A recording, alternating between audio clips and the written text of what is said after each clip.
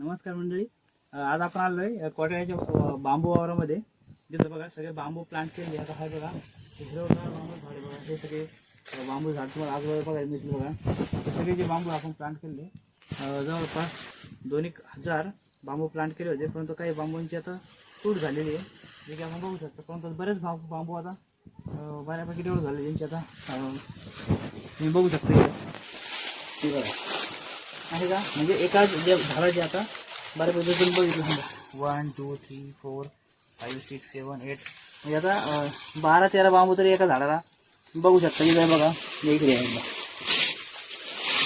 इथे बघा. हे बांबूची बऱ्या प्रकारे वाढ झाली दिसते. बरेच बांबू येतात आले एकेका झाडाला. म्हणजे आम्ही काय केले 10x10च्या प्लांट तयार केले जातात.